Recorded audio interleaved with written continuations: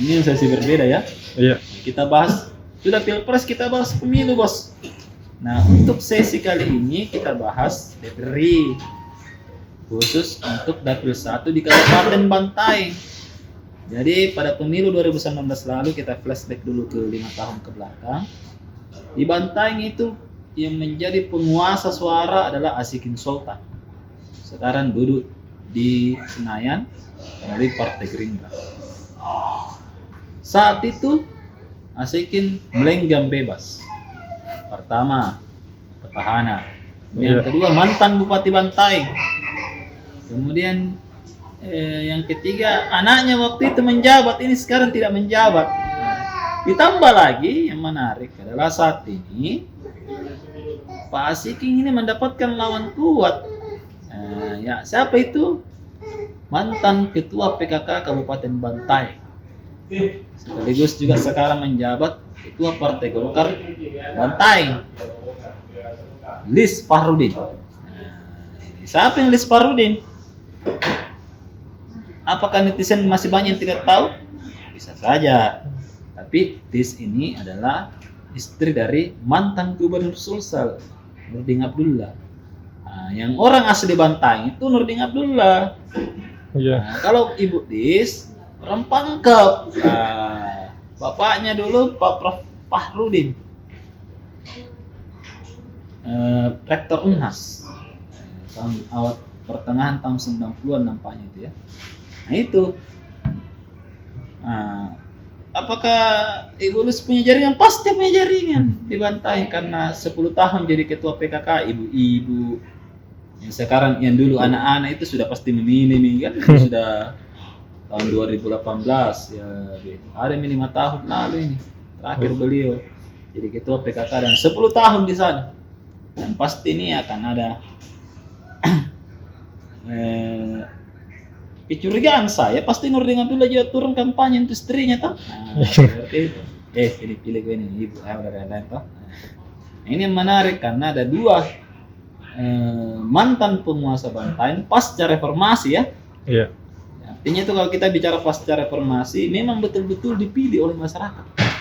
Kalau sebelum reformasi saat Orde Baru itu kan kita ingat dulu waktu kita kecil-kecil itu bupati kenapa tiba-tiba nih bupati nih dia kan jadi gubernur.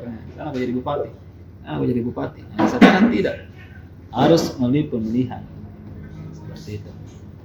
Nah ini yang akan bertarung nanti kalau kita lihat daftar caleg tetapnya hanya 2 kekuatan besar nanti. Klan Sultan dengan Klan Abdullah. Nah ini akan bertarung di Bantaeng untuk memperebutkan suara.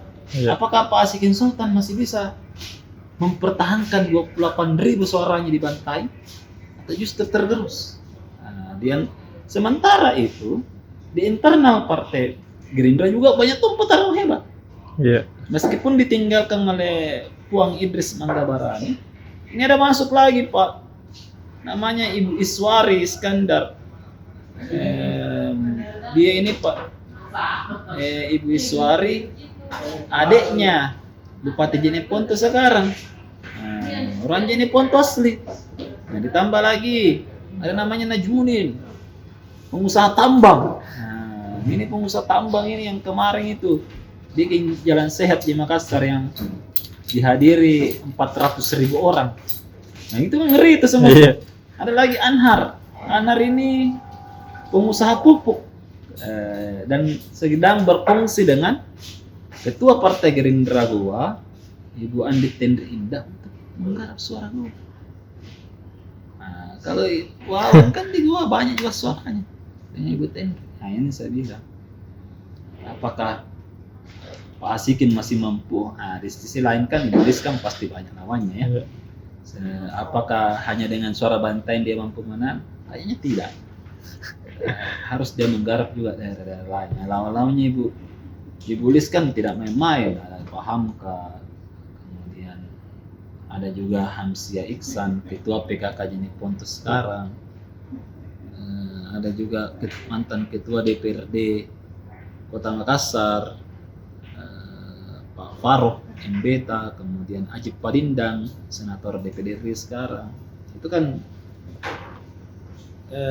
pastilah kalau misalnya Ibu Lis meskipun hitungannya tidak mampu duduk di kursi pertama yang minimal tidak bikin malu-malu lah di kampung sendiri toh. Nah, seperti itu. Biasanya di politik begitu. Meskipun saya kalah di kampung orang, tapi kalau di kampung saya tidak boleh kalah. Nah, seperti itu kalau di politik. Nah, kita lihat nanti bagaimana pergerakannya dari masing-masing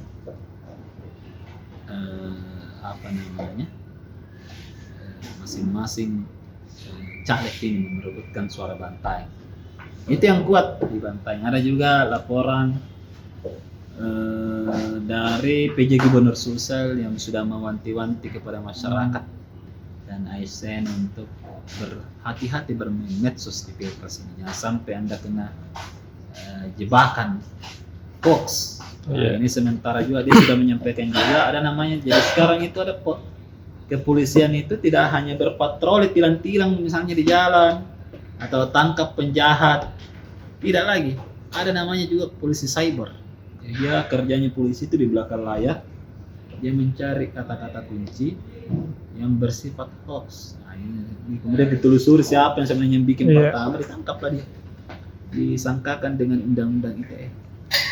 Nah, seperti itu. Jadi memang harus berhati-hati di era digital ini. Kan kalau kita kan jelas ini pemilu Pak, asasnya jurdil dan luber. Jadi langsung umum bebas rahasia. Jadi tidak ada sebenarnya yang boleh orang tahu pilihan tuh. Meskipun kita mau pengaruhi orang, ya belum tentu kan. Ini bisa saja saya bilang saya dukung si A, tapi di TPS beda. Nah, seperti itu. Ini yang menjadi